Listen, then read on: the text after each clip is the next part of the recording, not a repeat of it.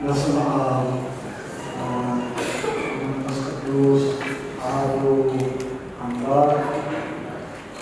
ክቡር መምህራችን ከተፈለግ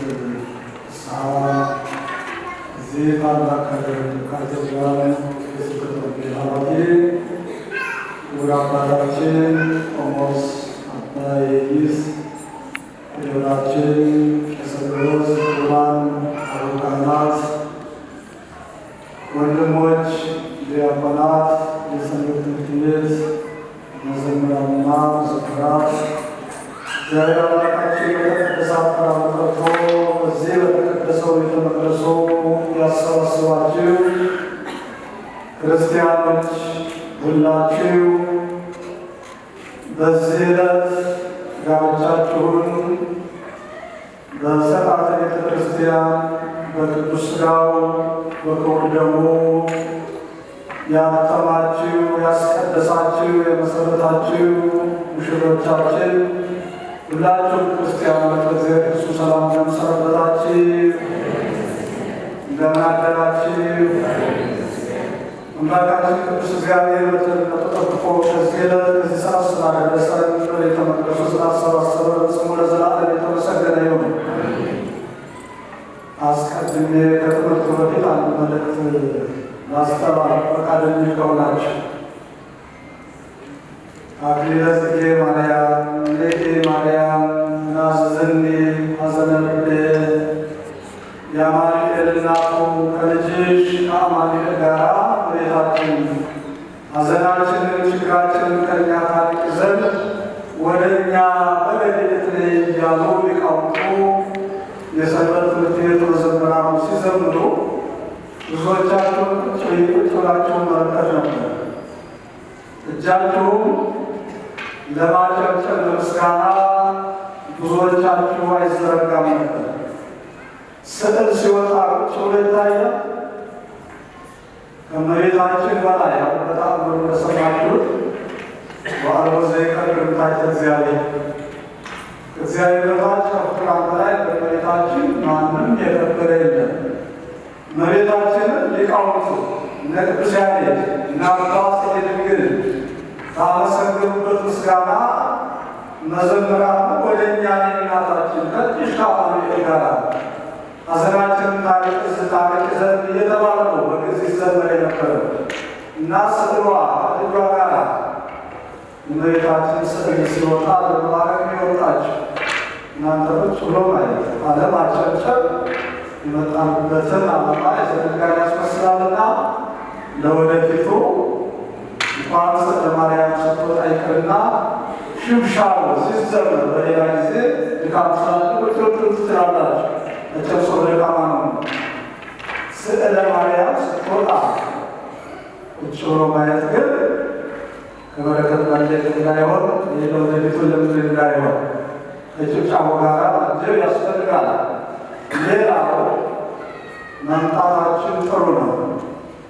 ቤተ መቅደሳችን ሰፊ ነው። እግዚአብሔር የተመሰገነ ይሁን። በዚህም ሰፊ ነው። ነገር ግን ውስጥ ያለው አማኝ ጥቂት ነው። የማያቸው ብዙዎቹ እዛ ለመሽጠት እንዳመቻቸው አይታወቅም። ከመጣን ዘንድ ከስራ ውሎ መጥቶ ከቤት ወደ ላይ ነው የሚቀመጠው፣ እዛው ነው የሚመለሱት ወደ ቤት ሳይገባ።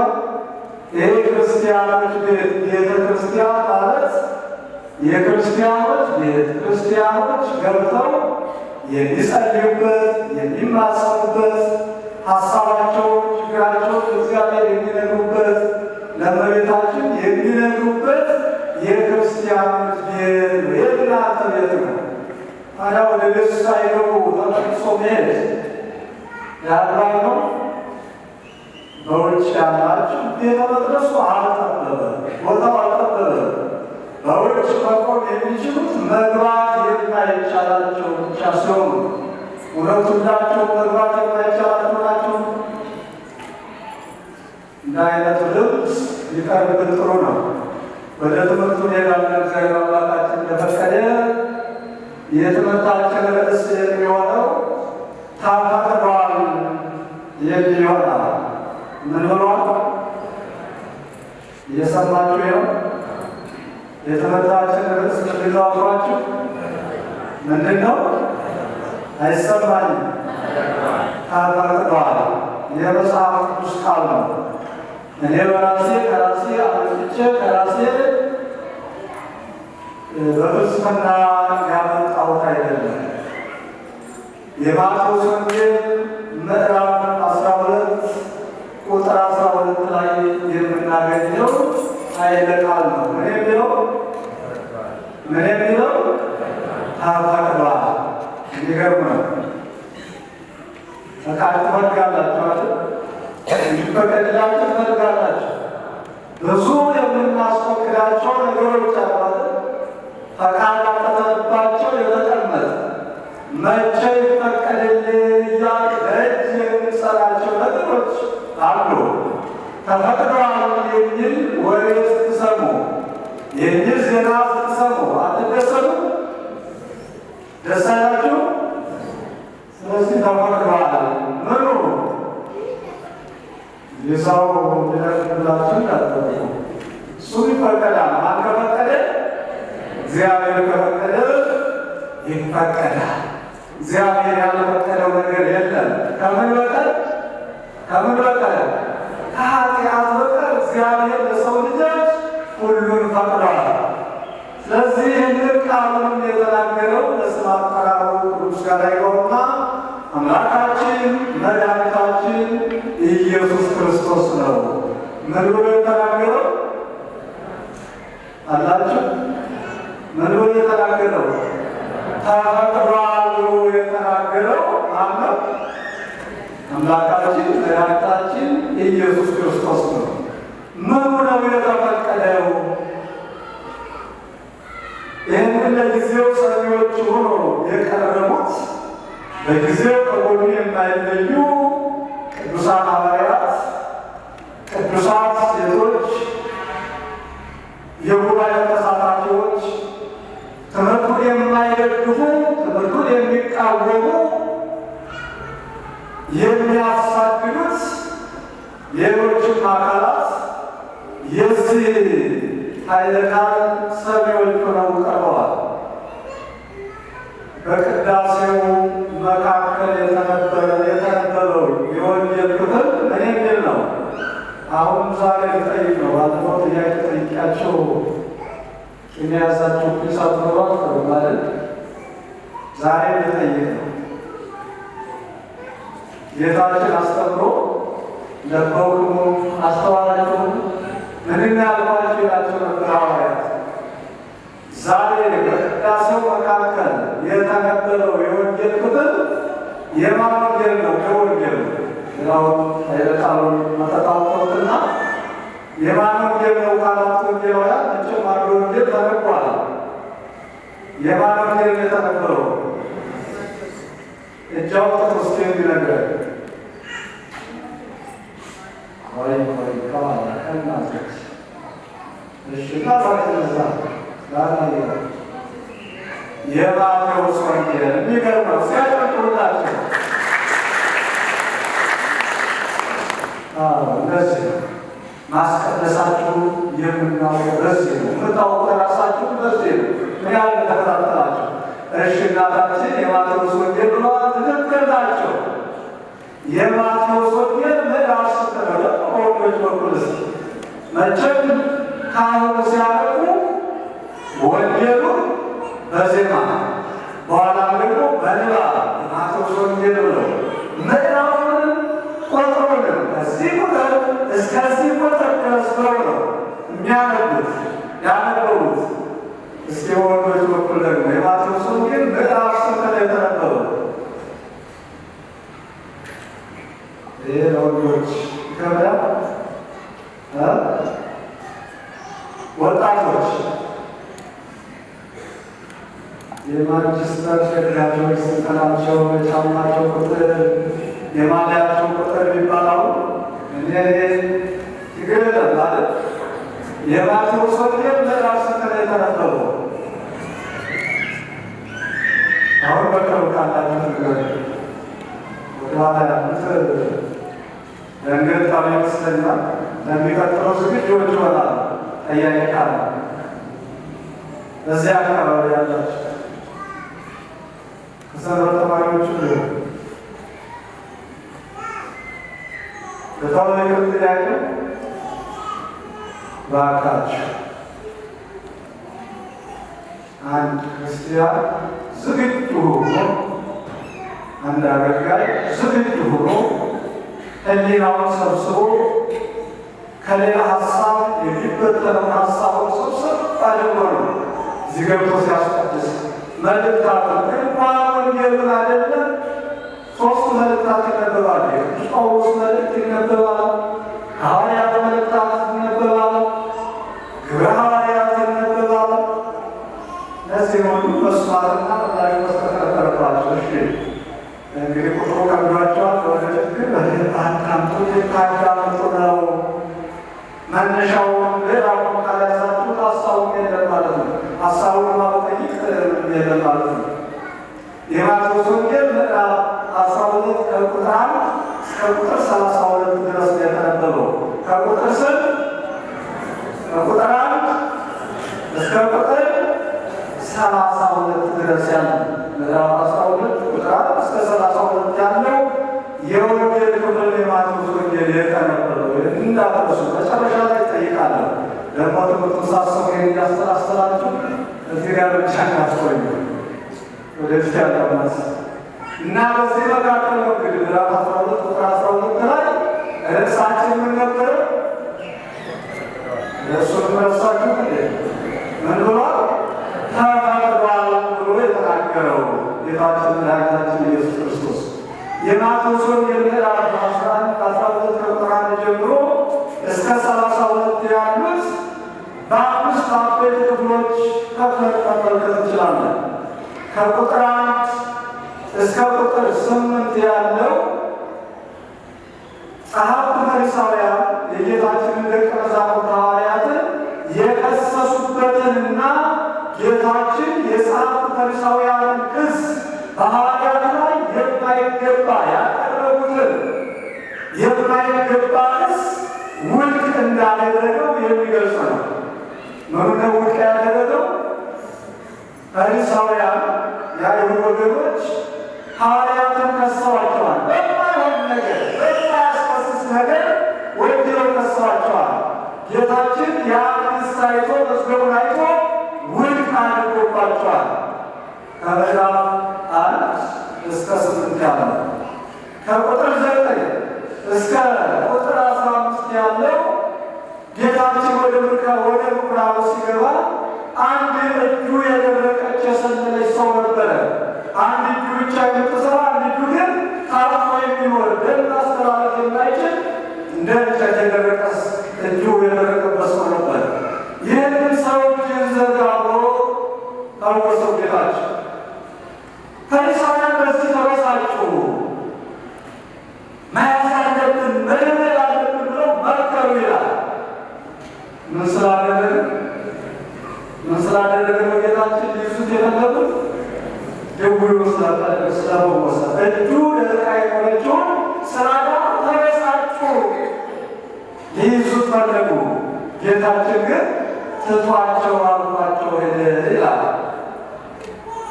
ትቷቸው አልፏቸው ሄደ። ይሄ ስለዚህ ሰው ገነት ስለ ጌታችን ታምራት የሚገልጽ ነው። ከቁጥር 15 እስከ ቁጥር 21 ያለው ጌታችን ከዛ ሲሄድ ብዙ ድውያን ተከተሉትና እነዛ ሁሉ ፈወሳቸው። ከዛም አያይዞ ነቢዩ ኢሳይያስ ለጌታችን ቸርነት፣ ለጌታችን ርኅራኄ፣ የቃሉ ንስርነት፣ የአረማመዱ ጭምትነት በትንቢተ ኢሳይያስ ምዕራፍ 42 ኢሳይያስ የገለጸውን ቅዱስ ማቴዎስ ያመጥሶ ስለ ጌታችን ደግነት፣ ርኅራኄ፣ አባትነት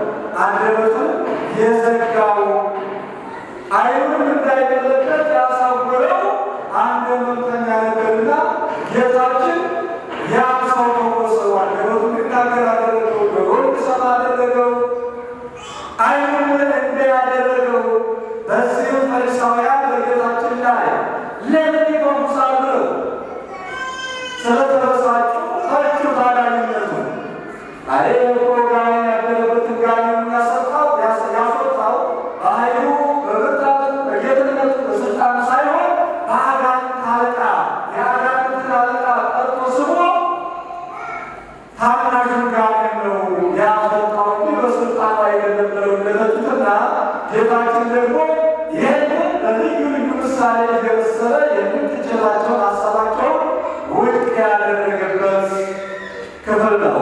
ከቁጥር 31 እስከ ቁጥር 32 ያለው መንፈስ ቅዱስን የሰደበ እግዚአብሔር መንፈስ ቅዱስን የተሳደበ የፈጠረው ያከበረው በልጅነት ያከበረው የሚጠብቀው የሚመግበው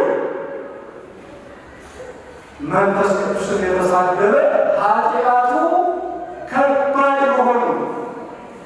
ከባድ መሆኑ አምላካችን የገለጸበት የትምህርት ክፍል ነው።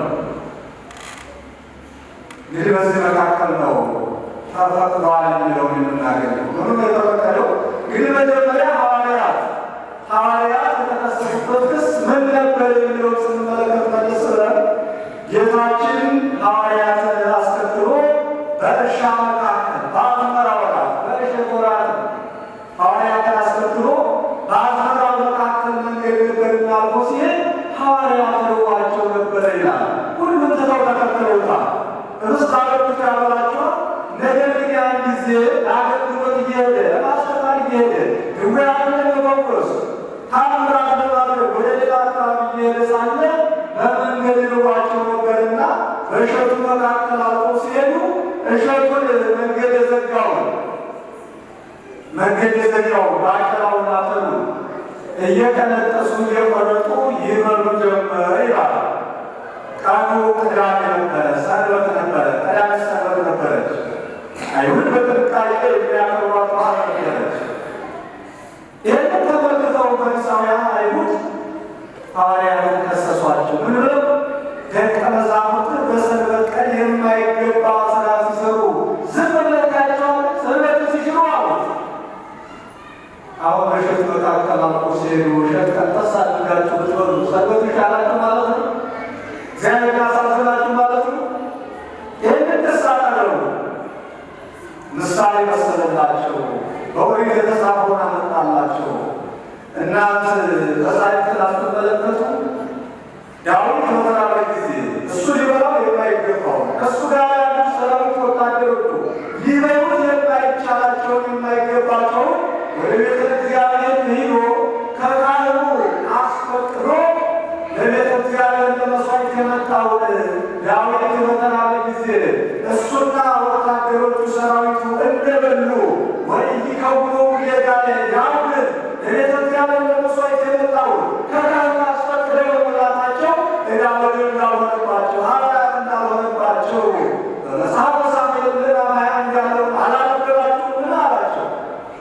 ይህን ታሪክ ዳዊትና ሰራዊቱን ከቤተ እግዚአብሔር ሄዶ በዛ በረሃ እየተንከራተተ በነበረበት ሰዓት ካህኑን አስፈቅዶ ባከለ መሥዋዕት የመጣ በምስት ካመስ ተጠቅሎ ጾማችንን ሰንብተናል ደግሞ የተው ብሎ ነግሮ አስፈቅዶ ይዞ ሄዶ በልቷል።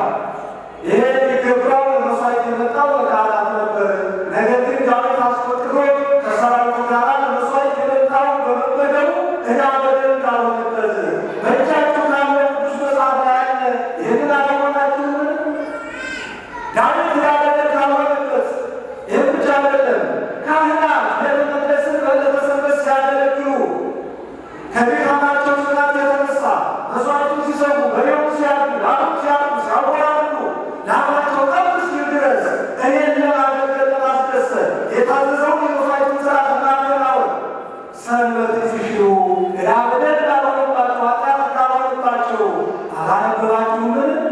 ይህን ካህኑ ኑሮ እኔን የሚያገለግሉ አማናዊ ቤተ መቅደስ እኔን የሚያገለግሉ አምላካቸው ፈጣሪያቸው ላድናቸው የመጣውን እኔን ጌታቸውን ሲያገለግሉ ሐዋርያት በቀዳሚ ሰንበት ያው ደግሞ እርቧቸው ያው ደግሞ እሸት ቀንጥሰው ሲበሉ ባልከሰሳችኋቸው ነበር። ያባል አይደለም።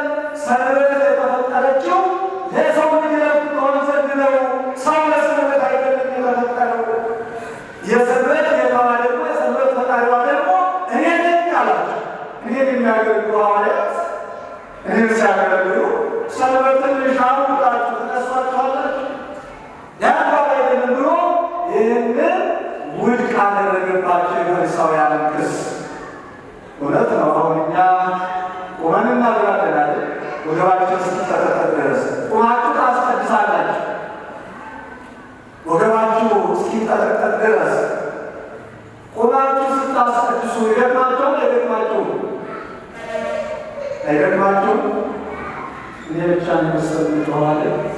ይቃል ስታስቀድሱ ቁማቸው ይደግማቸዋል። ይደግማቸዋል። ድካም አለ። ቀኑ መቼ ነው? ዛሬ ባለው ቀን ነው። ሰንበት ማለት በሰንበት ደግሞ ድካም ያስፈልጋል፣ መከር ያስፈልጋል። ለስጋዊ ስራ መከር ያስፈልጋል። ለመንፈሳዊ አገልግሎት ግን መከር ያስፈልጋል። ድካም ቢሰማን እንኳን ሰንበት ድካም ይባላል። አንሽ ማንን ማገልገል ስለሆነ የሰንበትን ጌታ ሰንበትን ለሰው ልጅ ይበልጣል የሰጠን አምላክ ለማገልገል ስለሆነ ይደግመን ላባችን ጠብ እስኪድረስ ብንሸጥን ብንቀድስም ብናገለግልም ብንቆም ብንወድቅም ብንነሳ የሰንበትን ጌታ የሰንበትን ፈጣሪ ለማገልገል ስለሆነ ሌላ ወደ አይሆንም። ለዚህ ነው ሐዋርያትን በሰንበት ቀን ፈጣሪያቸውን ሲያገለግሉ እሸት በሉ ብሎ የከሰሷቸውን የቤተክርስቲያን ሀሳብና ክስ ውድቅ ያደረገበት። ዛሬ ደግሞ እግዚአብሔር ለማገልገል በሰንበት ጠዋት ተነስተን ስንመጣ የሚተቹ ብዙዎች ናቸው አይደለም? በእርሻ ወደ ተመሰለችው ወደ ቅድስት ቤተክርስቲያን ፍሬ ቅዳሴ ወዳለባት የቅዳሴ ፍሬ ወደተንገለገለባት የዝማሬ ፍሬ ወደተንገለገለባት የማህሌት ፍሬ የኪዳኑ ፍሬ ወደተንገለገለባት በእርሻ ወደ ተመሰለችው ወደ ቅድስት ቤተክርስቲያን ማለዳችሁ ስትመጡ የሚያደናቅፋችሁ መሰናክል የሚፈጥርባችሁ እንደ አዋቂ እንደሞኝና የሚቆጥራችሁ የለም። የተለየ ያለቡ እንደሰበት ማ እነዚህ ሞኞች ተላሎች ናቸው የሚሉ የሚዘቱት ምክንያቱ ይሄ ግን ውድቅ ነው ሀሳባቸው። ምክንያቱም የሰንበትን ጌታ ለማክበር ነው። ሰንበት የተሰራችልን ለእኛ ከስጋዊ ድካም የምናርፍባት በመንፈሳዊ ሕይወት ደግሞ አገልግለን ደክመን ልንወለድበት እንጂ ተኝተን ልናረፍ አይደለም። ተኝተን ልናረፍ ነው ሰንበትን የሰራነው አይደለም። አሁን እኮ ቤት ጠሩ እስካሁን እያንቀላፋ ሰው የተፈራገጠ ተኝቶ ያለ ስንቱ ነው? ክርስቲያን በሰንበት ቀን አይተንም። በሰንበት ቀን አይተንም። በሰንበት ተኝተን መቼ እናደርግል ነው? መቼ እናስቀድስ ነው? መቼ ልንሰማ ነው? መቼ ጥበብን ልንጠጣ ነው? መቼ መስቀሉን ልንሳለም ነው? መቼ ልንባረክ ነው? የዛሬው ጉባኤ ነው ሳምንቱን ጠብቆ የሚሰነበት። የዛሬው ጸሎት ነው ሳምንቱን እስከምንገናኝ የሚጠብቀን። በሰንበት ተኝታችሁ እንዳታረፉ። የታመመ ካልሆነ በቀር የታመመ ካልሆነ በቀር። ስለዚህ ብዙ ተቺዎች አሉ። ነገር ግን እኛ የተቺዎችን ትችታ የከሳሾችን ክስ ፈርተን ፍሬ በረከት ካለባት ቅድስት ቤተክርስቲያን ወይ አላምንም። የእመቤታችን የድንግል ማርያም የኪዳነ ምሕረት የቃል ኪዳን ፍሬ ካፈራባት ከተንገለገለባት በልተን ከምንጠግብባት በእርሻ ከተመሰለችው ከቅድስት ቤተክርስቲያን ወደ ኋላ የሚያሰኝ ሊኖር አይገባም። ይህንን ክሳቸውን ውድቅ አደረገና ወደ ምኩራብ ገባ የሚለው ጌታችን ወደ ምኩራቡ ሄደ፣ ወደ ቤተ መቅደሱ ሄደ። ከዛ ሲገባ ይጠባበቁት ነበር። አሁን በይፋ የሚመለከቱት ነበር ፈሪሳውያን። አሁንም ሕሙማን በዛ መካከል አይጠፉ፣ ሊያድናቸው ይችላል፣ ሰንበት ሊሽር ይችላል፣ እንቃወመዋለን ብለው ቀደም ባሉና ወደ ምኩራቡ ሲገባ ግን እያቃቀረቡለት ያለ የተኛው ክሳቸው ውድቅ አድርጎባቸዋል። በሰንበት ድውይ መፈወስ ይገባል አይገባም ብለው ጠየቁት። ምን ይገባል አይገባም? ሕመምተኛውን ማዳን ይገባል አይገባም ብለው ጠየቁት። ምን አስቀራቸው? እነሱ ያገራሉ እንዴ? ፈሪሳውያን ያድኑታል? አዳኝነቱን እኮ ያውቃል። የሚድን አካል እንዳለ የተቸገረ አካል እንዳለ እግዚአብሔር እንደወደደው ለማምሳል ያዘነውን ለማረጋጋት የተሰበረውን ለመጠገን እንደመጣ ያውቃሉ። ጠየቁት። አዎ ይገባል ቢላቸው ሰንበትን ሻረ ብለው ብለን እንከሳለን ብሎ አይገባም ቢላቸው ደግሞ ርኅሩህ ቸር ይላል። ስለ ቸርነቱ መጻሕፍት ተናግረውልን ይላል። ቸርነቱ የቱ ላይ ነው? ሕመምተኛ አይድን በሰንበት ካለ ብለው በሁለቱም ለመክሰስ ለመወንጀል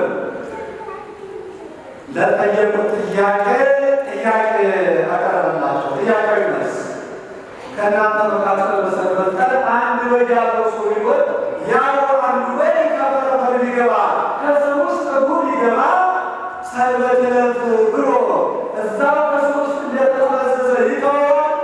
ሰውን ቆርጦ አፈሩን ቆፍሮ ያን ወደቀው ከሰው ውስጥ የገባውን በጉን የሚያወጣው ማን ነው ብሎ ጠየቃቸው። የጥያቄ በጥያቄ መልካም መመለስ ይባላል። በሰንበት ቀን ያው ከዚህ ስትሄዱ ስለዚህ ከተማው በር ያባሉ ምንድነው ከተማ ውስጥ ያለው ቤታቸው ያለው ምንድን ነው? የሳሩ እርሻ ነው። ጥሩ ነው። ጻድቅ እንስሳው ሰውን ደግ ሰው ለእንስሳው ሕይወት ይራራል ይላል። ግን የሰው ልጆች ወጡ እያደረ እናንተ ውሻ ከሳሩ ያደርጋችሁ ሶፋ ያደርጋችሁ ትመግባላችሁ። የውሻዎቹ መኖ እግዚአብሔር ይቀርወዱ ከሰው መኖ ከሰው አስቤዛ አይበቅም። አሁን ውሻ ካልመገባችሁ መንግሥተ ሰማያት ካላገባችሁ የሚል መጽሐፍ አለ። አሁን በቤታችን ቅድስት ድንግል ማርያም ከእንግዳ የተነሳ ለሚጠቅ ስለሆነ ስንኳንስ በወገኖቿ ለሰውነት ለውሻው እንኳን በጫማዋ ቀድታ እንዳጠጣችሁ ይነገራል። ነገር ግን ውሻውን የግድ በቤታችሁ አስገብታችሁ ለውሻው ቀላል እየሰጠራችሁ የጽዳቱ መጠበቃ መዋቢያው ሳይኖረው ይቀራል። አላውቅም። ይህን ካላደረጋችሁ መንግሥተ ሰማያት አትገቡም የሚል መጽሐፍ አለ። እስኪ አስቡት። ስንት ሕፃናት ወድቀው የሚያሉ ስንት ቃሎች ወድቀው የሚያሉ። ለነገሩ በዚህ ዘመን ባለጌን ካሳደገ ይባላል። አማራም ባይሆን ትውልዱ ባለጌ ሆኗል።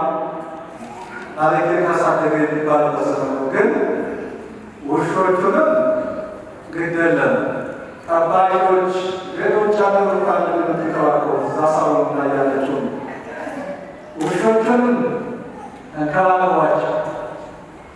ምንም ኩነኔ ባያመጡ የርኅራኄ መለኪያ ነው።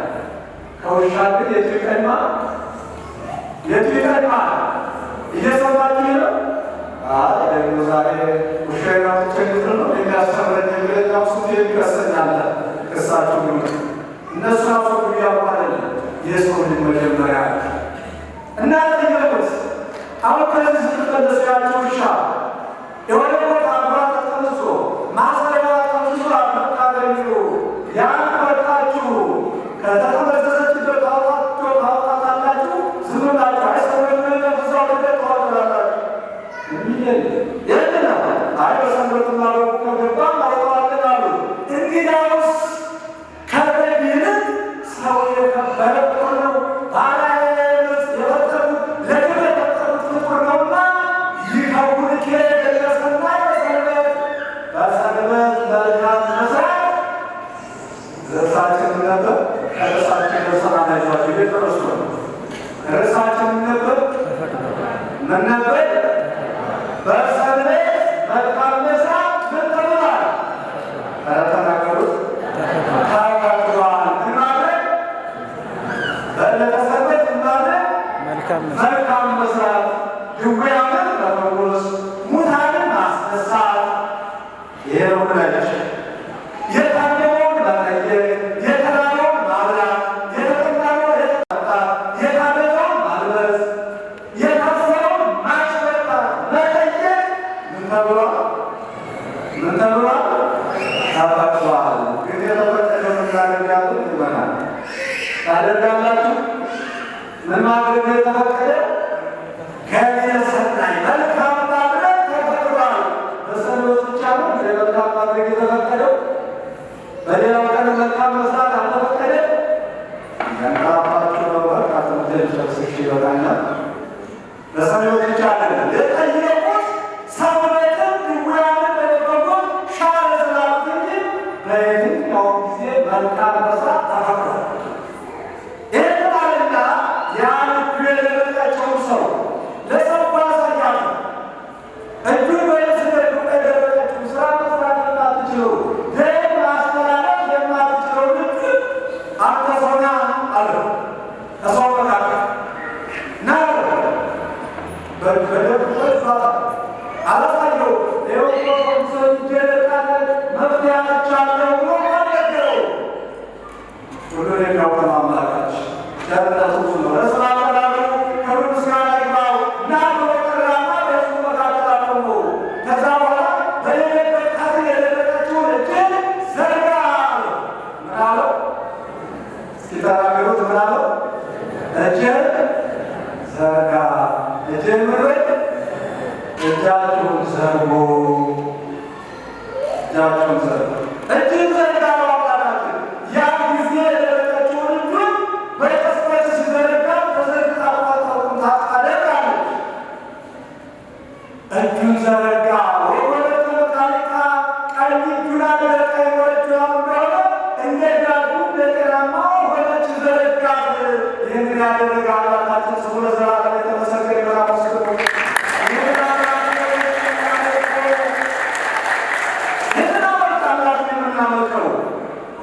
ይህንን ሲመለከት ጠዋት ዲያቆናቱ ሲዘምሩት የነበረው ደረ ቅዳሴ ከቅዳሴ በኋላ ኦመኑ ማህደ ዘተባከለ ቅዱሳት መጻሕፍት ሁሉ የተናገሩት ነው። እንዳንተ ያለ አምላካችን ከወዳጃችን ጋር ያደረግ ለእስራኤል ልጆች አባብሎ በምድረ ሲና በሲና በረሃ ሲጓዙ መናን ከደመና ያወረድ ውሃን ከጭቃ እያፈለቀ የመገብ ሰንበትን ለሰው ልጆች ረፍት የሰራ እንዳንተ ያለ ቅርብ ሃይማኖት ነው ይላል። እንዳንተ ያለ ቅርብ ሃይማኖት አምላካችን እንደ አምላካችን ያለ ቅርብ ሃይማኖት አለ። እንደ አምላካችን ያለ ሩማን አለ። መፍትያ ውስጥ ያጣውን ሰው እጅህን ዘርጋ ብሎ እጁን እንዲዘረጋ የሚያደርግ ያደረገ እንደ አምላካችን ያለ ማን አለ? ክርስቲያኖች ማን አለ? እጅህን ዘርጋ ብሎ እጁን ዘረጋ። ወገኖች ዛሬ ስንቱ እጁ የታጠፋል፣ ስንቱ እጁ የዘለላለ። ምናልባት ለመቁረስ እጁ የሚዘረጋ፣ ለመገባደር እጁ የሚዘረጋ፣ ለመግደል እጁ የሚዘረጋ፣ ለመስረቅ እጁ የሚዘረጋ፣ ጥፋት ለማድረግ እጁ የሚዘረጋ፣ መንፈሳዊ እጁ ግን የታጠፈ የደረቀበት ለመስረቅ ለመባት እንጂ ለማውጣት፣ ለመቁረስ እንጂ ለማቁረስ፣ ለመገባደር እንጂ ለመደገፍ እጁ የታጠፈበት የሰለበት ስንቱ ነው። ምናልባት የውጭኛዎች የሚንቀሳቀስ የሚመስለው ነገር ግን ለመስጠት ለመለገስ ለስጦታ እጁ የተሰበሰበበት ሰይጣን ሳቃዊ እጁን መንፈሳዊ እጁን ያሰረበት ስንቱ ነው። እንረዳዳለን፣ እንደጋገፋለን። ለመውረስ እንጂ ለማውረስ እጃችን ዘረጋ እናንተ አይደለም በእናንተ ሌላው የማይዘረጋው ነው። መጽሐፍ ጴጥሮስ እጃችሁን ዘርጉ። እጅ የሚዘረጋው ደግሞ ማን በመካከላችን ሲገኝ ነው? ያጁ ሰንዶ ደግሞ የሆነው ማን በእሱ ሲመጣ ነው የተዘረጋለት። ፈጣሪ ሰማያት ወምድር ሁሉን ማድረግ የሚችል አምላካችን እግዚአብሔር በፊቱ ሲገኝለት ከሱ ጋር ሲሆን ነው የተዘረጋው። እጃችን እንዲዘረጋ ውሳጣዊ እጃችን ለጸሎት እንዲዘረጋ፣ ለመስጠት እንዲዘረጋ፣ የወደቁትን ለማንሳት እንዲዘረጋ፣ ለመለገስ ለማድረስ ለማድረግ እንዲዘረጋ ማን ከእኛ ጋር ይሁን? ማን ከእኛ ጋር ይሁን? እግዚአብሔር ከእኛ ጋር ይሁን። ይህንን ደግሞ ፈሪሳውያን ተቃወሙት። እንደው ጥርሳቸውን አፋጩና ሊይዙት ሊገድሉት ፈለጉ ይላል። ምን አይነት መቀኝነት ነው? ምን አይነት ክፋት ነው? ሐዋርያትን ከሰሱ። ይህ ደግሞ ለሚያዳኑት ነው ከሰሱ። ጌታችን ግን አልተፋቸው ይገኝ። ከዛ አልፎ የሌላ ደግሞ ጋኔን ክፉ ነውና እንዳይሰማ ጆሮውን የነሳው የዘጋው፣ እንዳይናገር አንደበቱን ያሰረው፣ የሚያስተምረው መምተኛ ነበረ። እሱንም አይሁድ አበሰና አይሁድ እንዲበላለት አደረገ፣ አንደበቱ እንዲናገርለት አደረገ፣ ጆሮውን እንዲሰማ አደረገው። ይህንን ነው መማር ይመስላል። ፈጣሪያችን አምላካችን ጆሮውን እንዲሰማ የምታደርግ አንደበት የታሰረውን አንደበት የምትፈታ የታወረው ላይ የምታደርግ እንዳንተ ያለ ቸር ይቅር ባይ ርኅሩህ ማን አለ የተናገረው? ይህ ደግሞ ከእኛ ችግሩን አስወገደለት። ዛሬ ስንታችን በኃጢአታችን ዓይናችን ያወረው ሰይጣን ምቀኝነት፣ ክፋት ዓይናችንን ያሳወረው የወደቁትን እንዳናይበት እንዳናነሳበት ጆሮአችን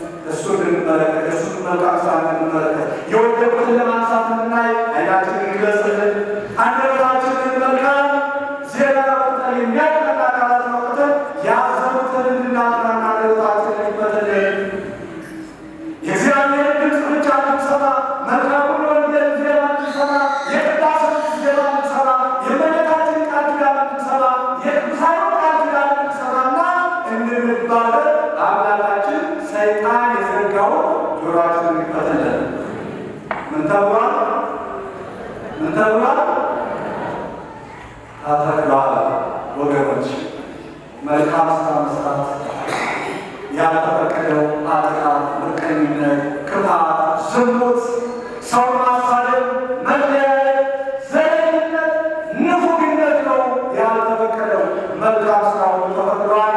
የተፈቀደውን መልካም ስራ ሰርተን በእናታችን በእመቤታችን የቃል ኪዳን ምልክታችን በሆነችው